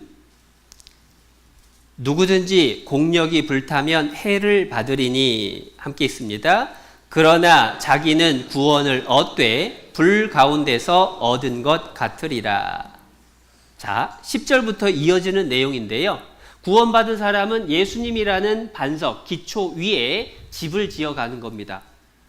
그런데 집 짓는 재료가 금이나 은이나 보석, 풀이나 나무나 지푸라기로 집을 짓는 거예요. 내가 어떻게 신앙생활 하느냐, 그게 예수님이라는 반석 위에 어떤 재료로 집 짓느냐, 그걸 설명해 줍니다. 그런데 천국 갈 때에 이제 어떻게 살았는지 하나님이 테스트를 하는데 불로 테스트를 해요. 자, 풀이나 나무나 지푸라기로 집 지어 놓은 거 불이 쓱 지나갑니다. 어떻게 될까요? 다 없어져요. 금이나 은이나 보석으로 지은 집 불이 지나갑니다. 어떻게 될까요? 그대로 남아 있어요. 그대로 남아 있는 사람은 상을 얻고 불타서 없어진 사람은 방금 읽은 말씀인 거예요. 자기는 구원을 얻되 천국 가요 못 가요? 천국은 가되 불 가운데서 얻은 것 같으리라. 천국은 갔는데 불 가운데서 구원받은 것 같은 느낌이래요. 그 느낌 설명하는 건 쉽습니다. 목욕탕에서 사우나하고 이 온탕에서 늘어지게 쉬고 있었습니다. 아, 이제 좋다 하고 있는데 바깥이 소란해졌습니다. 불이야 하면서 사이렌이 울리는 거예요. 어떻게 해야 되죠? 빨리 빠져나가야 됩니다. 허겁지겁 이제 밖으로 나오려고 탕의 문을 열었는데 옷 갈아입는 라카룸 있는 쪽이 더 많이 타고 있죠. 불타는 게 많으니까 옷을 챙길 틈도 없습니다. 독가스에서 숨 막히면 안 되니까 바닥에 엎드려서 기어가지고 출입구를 찾았어요. 엘리베이터도 안 돼서 계단으로 뛰어내려왔습니다. 그리고 바깥에서 신선한 공기를 들이마시는 순간에 야, 살았다 하는 느낌이 들겠죠. 그런데 살았다 하고 있는데 갑자기 눈앞에서 뭐가 번쩍번쩍 하는 겁니다. 뭔 일인가 하고 눈을 떴더니 온 동네 사람들이 카메라 들이밀고 스마트폰 들이밀고 사진 찍고 있는 거예요. 그제서야 정신이 번쩍 들었습니다. 아무것도 못 가린 거예요. 자, 이 사람 죽었습니까? 살았습니까? 살았어요. 살긴 살았는데 그 동네에서 살 수 있을까요? 없을까요? 구원받은 사람은, 영혼의 구원받은 사람은 다 천국 갑니다. 그러나 이 땅에 사는 동안에 어떻게 살았느냐에 따라서 천국에서 상을 받을 수도 있지만 부끄러움을 당할 수도 있는 거예요. 어떻게 사느냐? 그건 나의 의지를 가지고 노력하고 하나님 말씀에 복종하는 삶이 이어져야 된다는 거예요. 아버지와 아들 간의 관계 속에서 생각해도 동일합니다. 아들이 태어나는 건 아들 노력 하나도 없어요. 그러나 여러분 자녀를 여러 낳아서 키워보면 어떤 자녀는 정말 기특하고 말 안 해도 알아서 자라고, 어떤 자녀는 지지리도 속썩여서 맨날 다투고 큰소리 나요. 아들로 태어난 건 아무 노력이 필요 없었지만 부모님 기쁘게 해드리는 아들 될 거냐, 부모님 속썩이는 아들 될 거냐, 그건 아들의 노력 들어갈까요, 안 들어갈까요? 아들 노력에 따라서 달라지는 거예요. 출생은 부모님의 공로로, 어떤 자녀로 클 거냐라고 하는 건 나의 수고, 나의 의지, 노력이 들어가는 거예요. 영혼의 구원은 천국 가느냐 지옥 가느냐를 결정합니다. 생활의 구원은 우리가 천국에서 상 받을 거냐 아니면 부끄러움 당할 거냐 그걸 결정해요. 어려운 말로 영혼의 구원 받았다라고 하는 것을 칭의라고 얘기합니다. 하나님께서 의롭다, 깨끗하다라고 인정해 주신 거예요. 생활의 구원, 성품의 구원을 어려운 말로 신학 용어로 성화라고 얘기합니다. 거룩해져 가는 과정이라고 하는 거예요. 그러면 몸의 구원은 뭐냐? 영화라고 얘기합니다. 영광스러운 모습으로 변하게 된다라고 이야기를 하는 거예요. 그리고 영혼의 구원받는다라고 하는 것은 어디에서 구원받는 거냐? 죄의 형벌에서 구원받는 거예요. 죄 때문에 지옥 갈 사람이 이제 벌 안 받아요. 지옥 안 가요. 천국 가게 됐어요. 죄의 형벌에서의 구원이 영혼 구원입니다.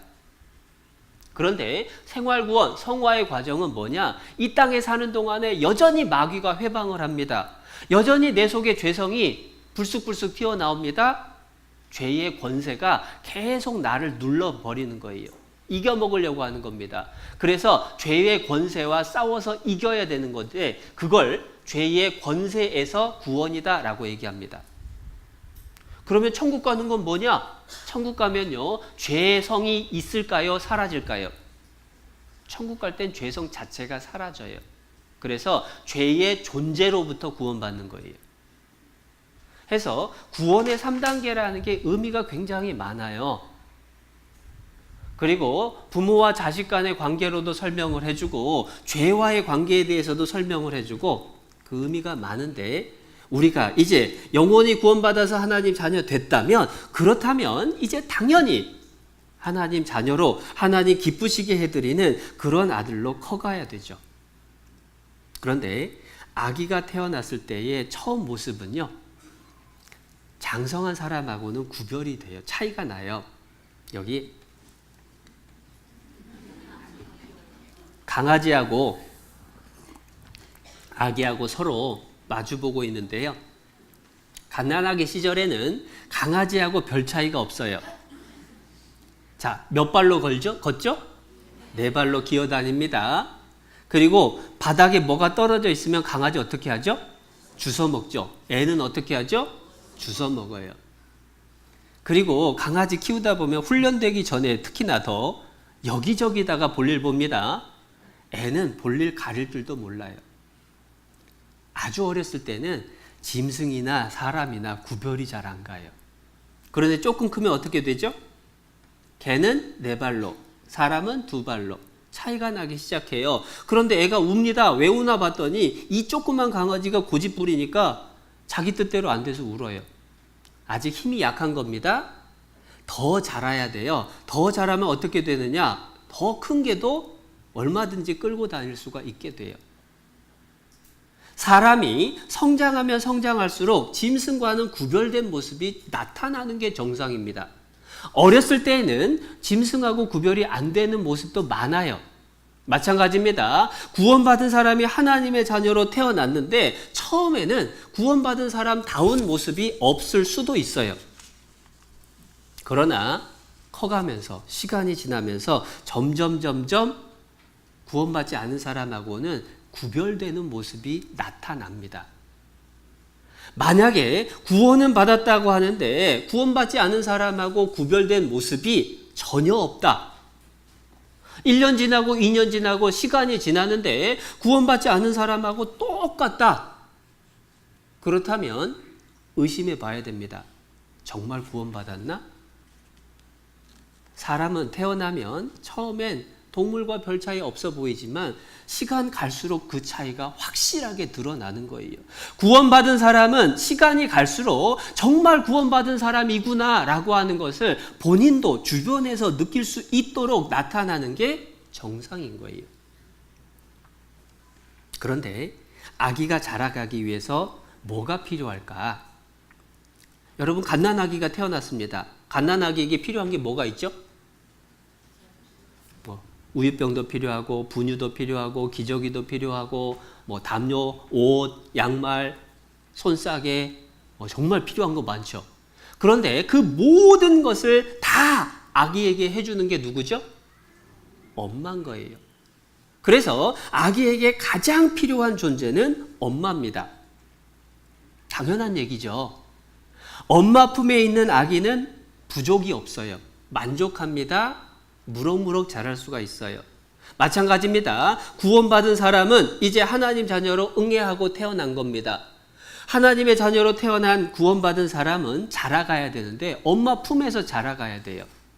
그런데 육신의 엄마는 눈에 보이지만 영혼의 엄마는 누구일까요? 하나님이요? 영혼의 엄마가 하나님이면 기도할 때 하나님 엄마 이렇게 기도합니까? 애들이 그러더라고요. 그럼 예수님이요? 그러면 하나님 아버지, 예수님 어머니, 이거 뭐 가족관계가 이상해졌습니다. 우리 영혼의 어머니가 누굴까? 우리 영혼의 어머니는 말씀에 따르면 교회예요. 교회. 아니 무슨 교회가 엄마냐? 그런데 에베소서 5장에 이렇게 말씀하셔요. 사람이 그 부모를 떠나 아내와 합하여 그 둘이 한 육체가 될지니 내가 그리스도와 교회의 비밀을 교회에 대하여 말하노라. 아내와 합하여 남자가 한 몸을 이루었습니다. 그 비밀이 크도다 라고 하시면서 그 비밀이 뭐냐? 그리스도와 교회에 대하여 말하노라. 남편과 아내의 모습은 예수님과 교회의 모습인 거예요. 교회는 예수님의 신부된 모습입니다. 교회가 엄마의 역할을 하는 거예요. 엄마가 아기를 위해서 젖을 먹여주잖아요. 우유를 먹여주잖아요. 마찬가지로 우리 영혼의 양식인 말씀을 공급해 주는 곳, 그곳이 교회인 거예요. 교회 안에서 우리가 말씀을 듣고 구원받고 교회 안에서 지금 이 시간에도 말씀을 듣고 신앙이 자라는 데 필요한 것들을 배우잖아요. 뿐만 아니라 엄마가 깨끗하게 씻겨주고 건강을 관리해 주는 것처럼 교회 안에 있을 때 우리가 제일 깨끗해요. 생각해 보세요. 내가 이 시간에 이 자리에 없고 나 혼자 밖에 나가 있다면 이 자리에 있는 지금 이 순간보다 밖에 있을 때 더 깨끗하고 정결한 삶을 살까요? 아니면 많은 유혹 속에서 쉽게 넘어지게 될까요? 후자일 거예요. 내가 교회 안에 있을 때만큼 순결하고 깨끗한 적이 없는 거예요. 교회 안에 있을 때 우리의 삶이 깨끗해질 수 있습니다. 교회 안에 있을 때 하나님의 보호 아래 있을 수가 있는 거예요. 그런데 오해하면 안 되는 게 교회라고 하는 게 간판이 무슨 교회라고 붙었다고 해서 전부 교회가 아니죠. 하나님이 말씀해 주시는 교회가 있는 거예요. 마치 나이든 여자라고 해서 전부 엄마가 아닌 것처럼 교회가 간판이 붙었다고 해서 전부 교회가 아닙니다. 그럼 그 교회가 뭘까? 고린도전서 1장입니다.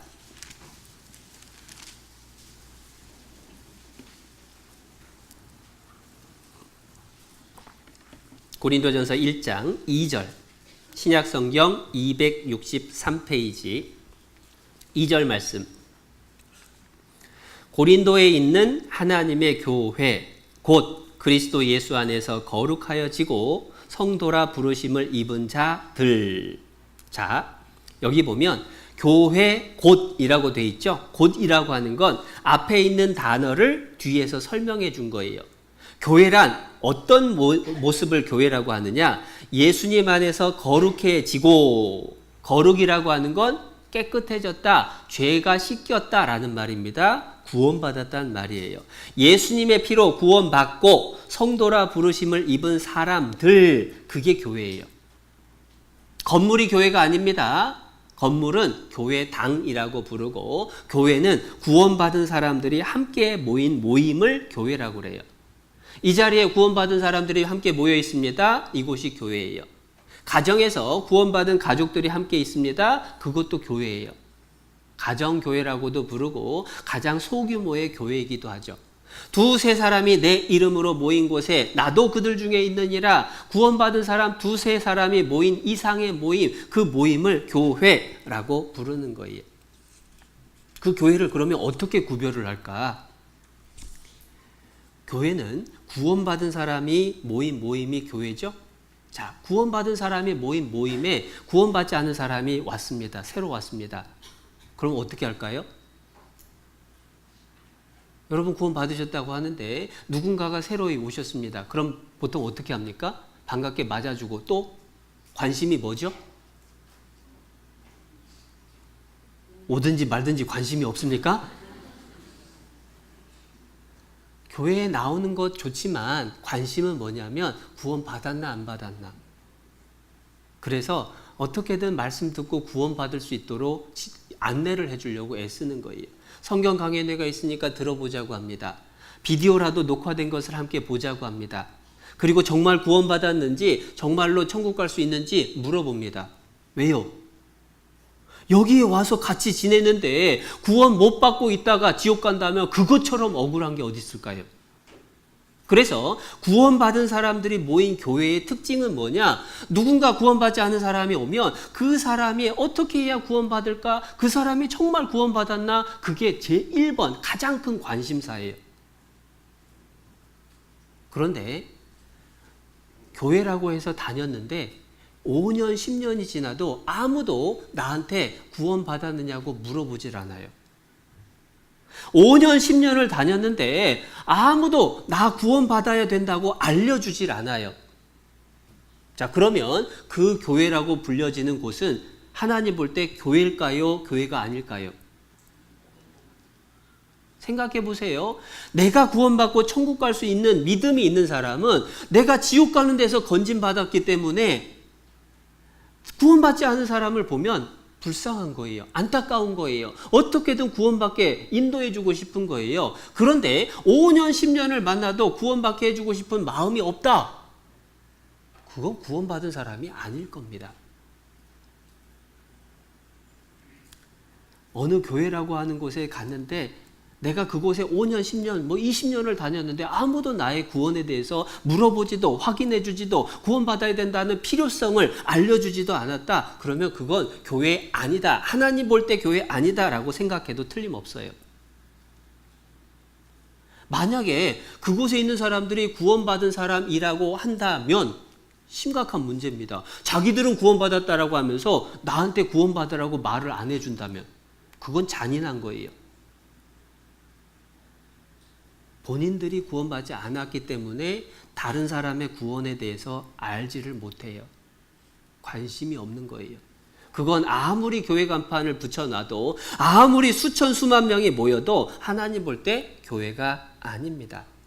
그래서 교회를 알아보는 가장 쉬운 방법은요. 구원받은 사람이 계속해서 생겨나는 곳, 그곳이 진짜 하나님 볼 때 교회예요. 실제로 전도하려고 내가 마음을 먹어보면 내가 이 사람을 어디로 데려갈까 그거 생각해보면 진짜 교회가 어딘가 금방 또 구별됩니다. 그래서 하나님 볼 때 교회 안에 내가 붙어 있어야 돼요. 그래야 말씀을 공급받고 우리 신앙이 자라고 하나님 앞에 칭찬받는 그런 사람으로, 그런 자녀로 커갈 수가 있는 겁니다. 그런데 문제는 마귀가 그걸 가만히 안 놔두는 거예요. 마귀는 구원받지 않은 사람은 구원 못 받게 회방합니다. 그러나 일단 구원을 받은 사람은 신앙생활 못하게 회방을 해요. 그런데 신앙생활 못하게 회방하는 것 중에 제일 중요한, 제일 핵심적인 내용이 뭐냐? 교회 못 나오게 하는 겁니다. 그래서 마귀가 끊임없이 사람들이, 구원받은 사람이 교회에 나오지 못하게 회방을 해요.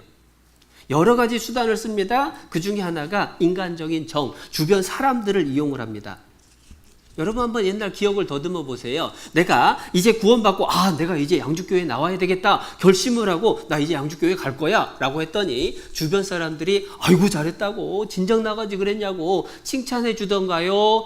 아니면 다른 반응. 아이고 나이 먹어갖고 사람 바뀌면 빨리 죽어. 왜 안 하던 짓 하려고 하냐고. 아이 주일날 놀러 가야지 뭔 놈의 교회냐고 회방하는 사람들 많지 않았나요? 더더군다나 하필이면 그 교회냐고 그런 사람들 의외로 많이 만났죠. 구원받은 사람이 교회에 붙어 있으려고 하면 마귀가 주변 사람을 통해서 격려하는 게 아니라 회방을 놔요. 그때 우리가 기준을 분명히 해야 됩니다. 내가 구원받았기 때문에 구원받은 사람 속에 내가 함께 머물러야 하나님의 공급을 받는구나. 그거 더 붙잡아야 되는 겁니다. 뿐만 아니라 마귀는요. 어떻게든 구원받은 사람도 자꾸만 죄를 짓게 만들어요. 그래서 교회 가고자 하는 마음이 자꾸만 없어지게 만들어요.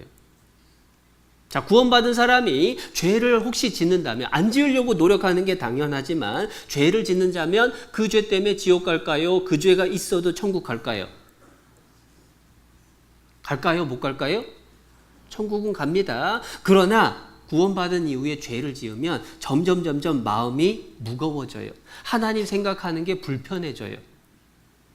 마치 부자지간에 너무 사이가 좋았는데 아들이 뭔가 아버지한테 혼날 일을 하고 나면 잘못한 일이 생기면 아버지 보는 게 불편해지죠? 안 보고 싶어 합니다. 하나님의 자녀가 된 사람이 죄를 반복해서 지으면 하나님 생각하는 게 불편한 거예요. 교회 나오는 것도 부담되는 겁니다. 마귀는 그걸 이용하는 거예요. 자꾸만 죄를 짓게 만들려고 유혹을 하는 겁니다. 그러니까 구원받은 사람은 죄하고 싸워야 돼요. 어느 정도 싸워야 되느냐? 히브리서 12장.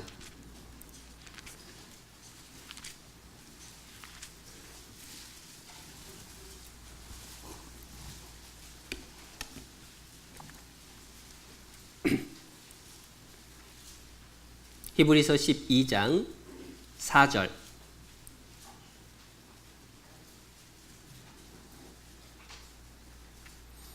4절 말씀 함께 읽겠습니다.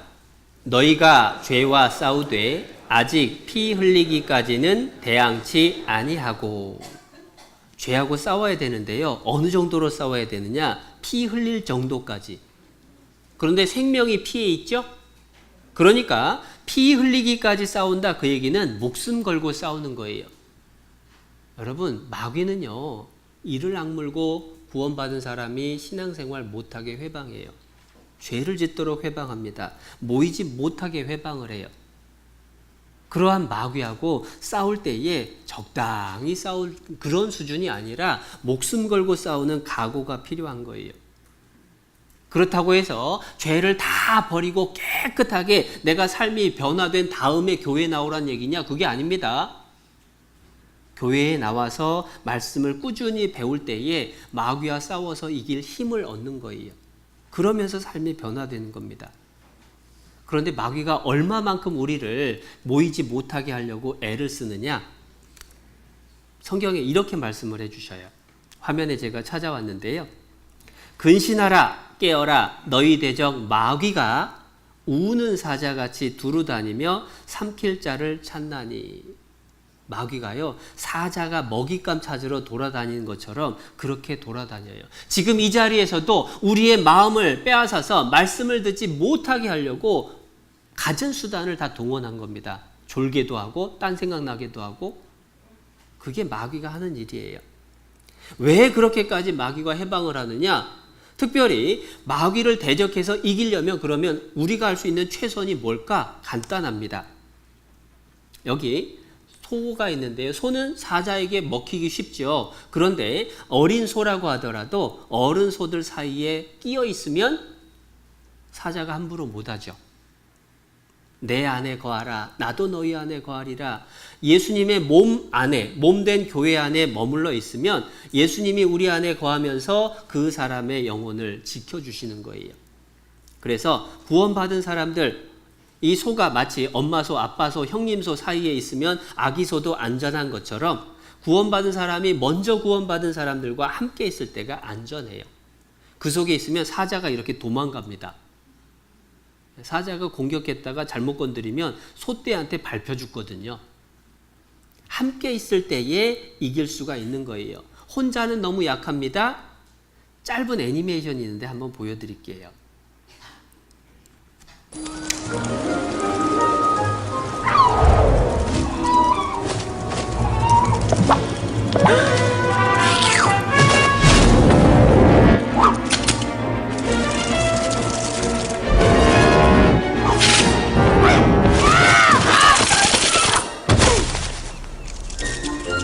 함께 있는 게 힘입니다. 개미들 모습인데요.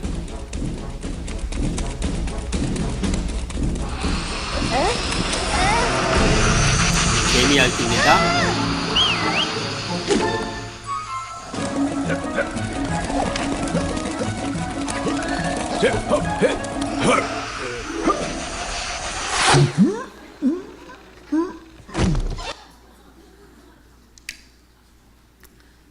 재밌는 애니메이션인데요.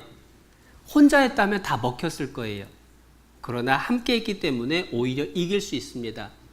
구원받은 우리 한 사람 한 사람이 마귀를 1대1로 싸워서 이길 수는 없어요. 나와 함께 할 수 있는 형제 자매들이 항상 내 가까이에 있어야 됩니다. 종이 한 장을 찢는 것은요 쉽습니다. 그러나 종이가 이렇게 뭉치로 되어 있으면 찢어질까요? 구원받은 사람은 구원받은 사람과 함께 모였을 때가 가장 안전해요. 그리고 그곳이 교회이기 때문에 그곳에서 하나님께서 말씀을 공급해 주시고 우리의 신앙이 자랄 수 있게 해주는 거예요. 그 안에서 우리가 계속해서 자라면서 열매를 맺게 되는데요. 그 열매 맺는 신앙생활에 필요한 내용, 많은 분들이 이렇게 설명합니다. 마치 자동차의 바퀴가 4개가 있어야 잘 달릴 수 있는 것처럼 신앙생활에도 4개의 중요한 바퀴 같은 그러한 배워야 될 것들이 있죠. 말씀을 배우고 기도하는 법을 익히고 그리고 구원받은 사람들과 함께 모여서 이야기 나누고 간증을 하고 기도 부탁을 하고 힘을 모으는 교제, 그리고 그 힘을 얻어서 이제 구원받지 못한 사람에게 가서 전하는 일, 그게 전도죠.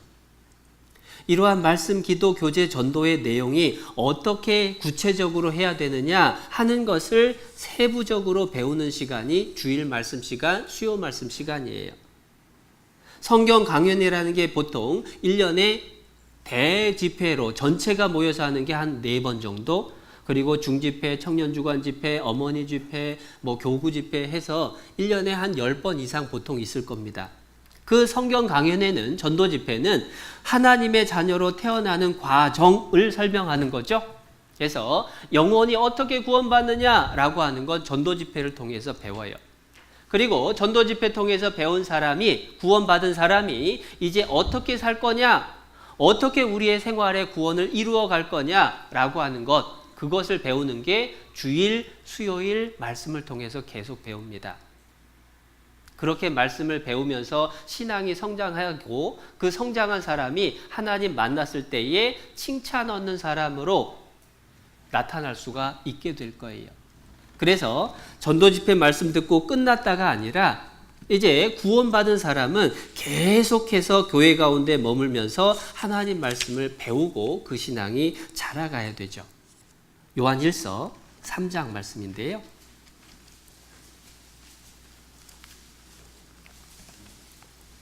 요한일서 3장 2절 3절.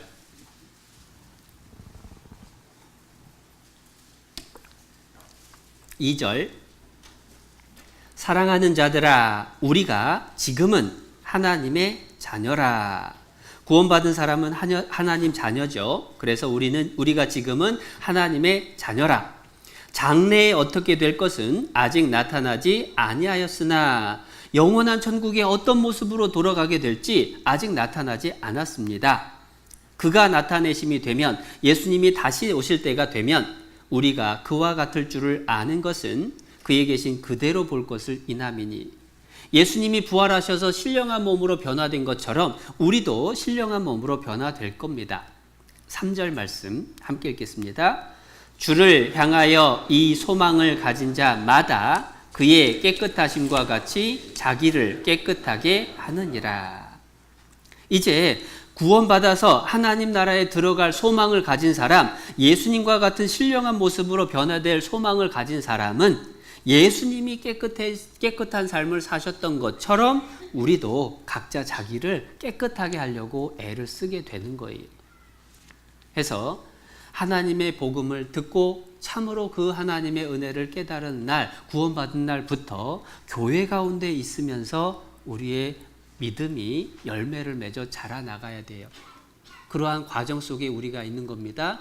혹시 이 가운데에 아직 구원의 확신이 없는 분이 있다면 미루고 덮어놓지 말고 함께 인도하신 분, 옆에 계신 분하고 이야기 나누고 목사님께 여쭤보고 하면서 자신의 구원을 확증하는 게 우선입니다.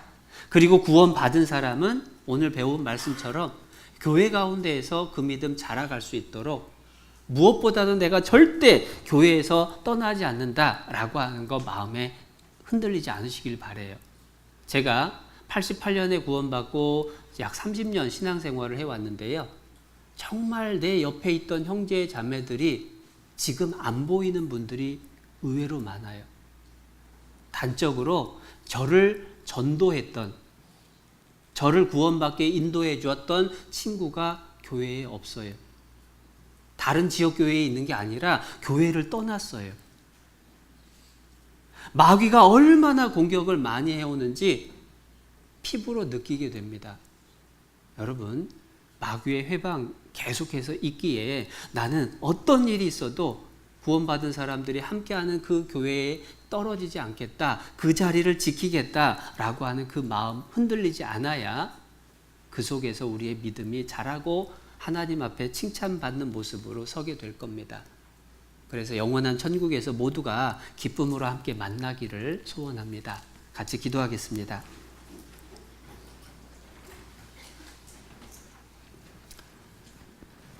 우리를 구원해 주시고 늘 함께 해주시는 하나님 아버지 참 감사합니다. 우리를 너무도 사랑하셔서 독생자 예수님을 보내주시고 그 모든 더러운 죄를 다 갚아서 깨끗하게 씻어주신 은혜, 구원해 주신 그 은혜 진심으로 감사드립니다. 이제 구원받은 우리가 주님의 몸된 교회 가운데에서 구원받은 사람들과 함께 그 믿음 더욱 자라기를 간절히 소원합니다. 하나님 만날 때에 모두가 잘하였도다 착하고 충성된 종이라 칭찬 얻는 모습으로 설 수 있도록 붙잡아 주시옵소서. 마귀의 회방 가운데에서 지켜주시옵소서.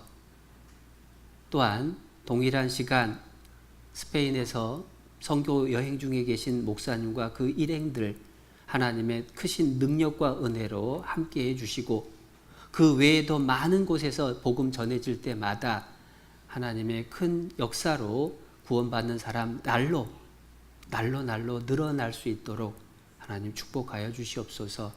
무엇보다 우리의 사랑하는 가족과 친척과 이웃이 구원받고 기쁨 가운데 함께 신앙생활할 수 있는 날을 속히 앞당겨 주시옵소서. 그 일을 위해서 우리가 어떻게 살아가야 될지 일깨워 주시고 우리의 믿음 지켜주시길 바라며 우리를 사랑하셔서 구원해 주신 예수님의 이름으로 감사하며 기도드렸습니다. 아멘. 네, 함께 찬송가 493장 찬송하시겠습니다.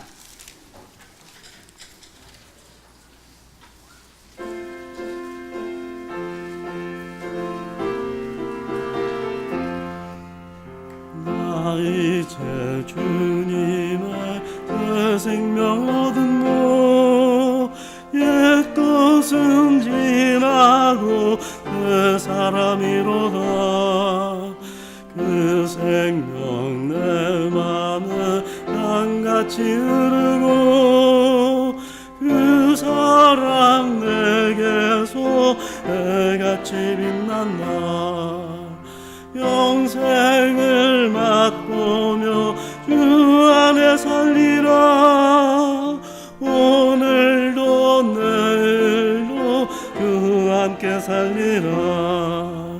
주 안에 감추인 내 생명 얻으니 이전에 줬던 것 이제는 값없다.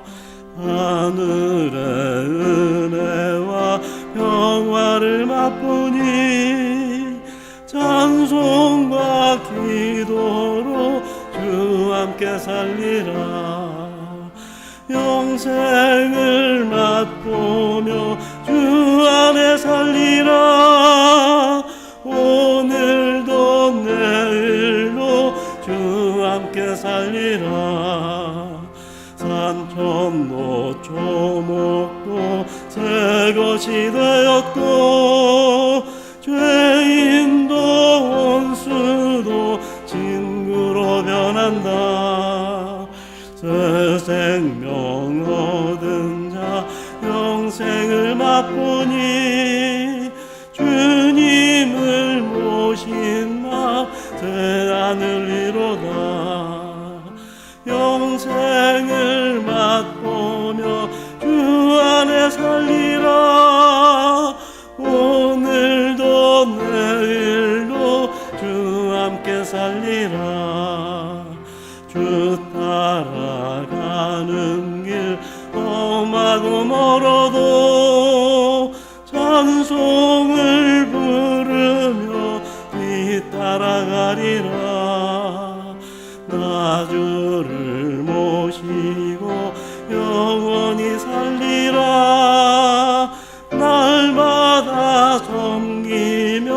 주 함께 살리라. 영생을 맛보며 주 안에 살리라. 오늘도 내일도 주 함께 살리라.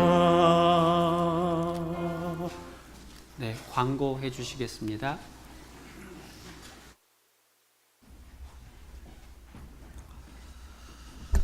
네, 광고 전에요. 지난 한 주간 청년 주간 전도 집회가 진행이 됐습니다. 집회를 통해서 말씀 열심히 들으시고 구원 받으신 새로 형제 자매님으로 태어나신 분들 축하의 박수 부탁드리겠습니다.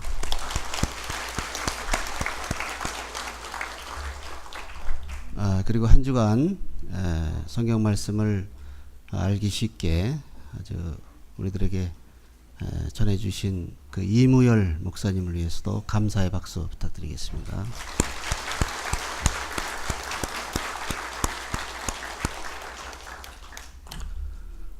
그리고 청년들이 한 달 전서부터 기도와 그 준비를 많이 해 오셨습니다. 그 청년 형제 자매님들 수고 많으셨고요. 그리고 식사 대접을 해주신 그 어머니의 또 그에 봉사해 주신 형제 자매님들, 그리고 참여는 잘 못하셨지만 기도로 동참해 주신 우리 형제 자매님들, 격려와 감사의 박수 부탁드립니다.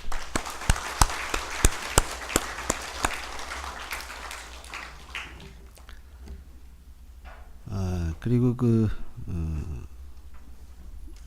새로 이사 오신 분하고 교제 장소가 바뀌신 분들 나오셔서 인사하시겠습니다. 파주교회에서 교제하시다 동두천으로 이사 오신 백운용 형제님 나오셔서 인사하시고요. 그리고 사회복무요원으로 근무하다가 복무요원 마치시고 서울교회로 교제하시게 된 이기하 형제님 나오셔서 인사하시겠습니다. 순서대로 인사하시겠습니다.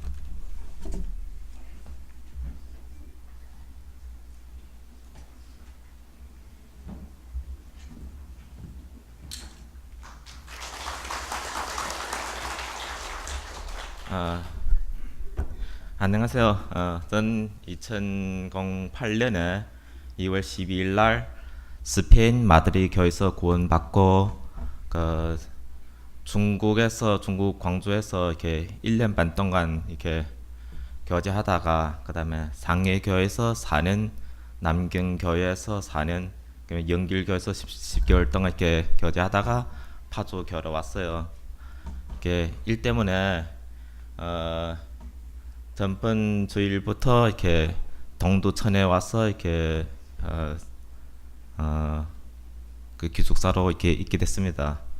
그래서 그 파주 교회에서 이렇게 연락해서 이번에는 이렇게 양주 교회로 와서 여기서 몇 년 동안 신앙 생활을 할 계획입니다. 이후로 많은 부탁을 드립니다. 감사합니다.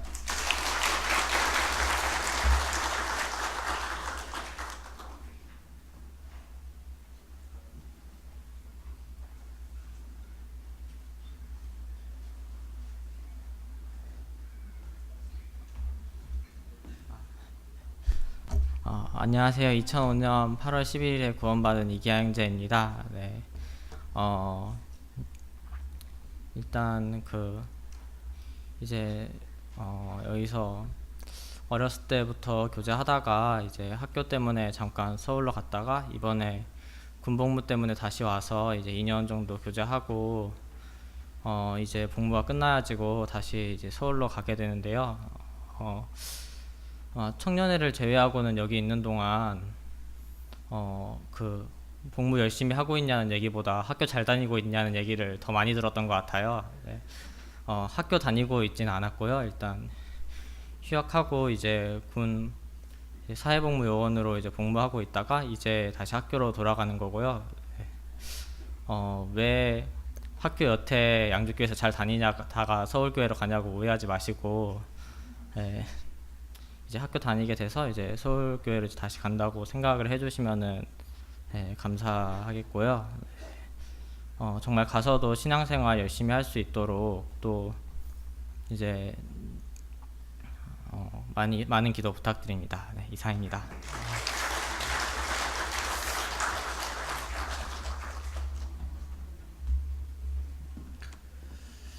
네, 광고드리겠습니다. 3, 4교구 전도 집회가 10월 15일부터 한 주간 계획되어 있습니다.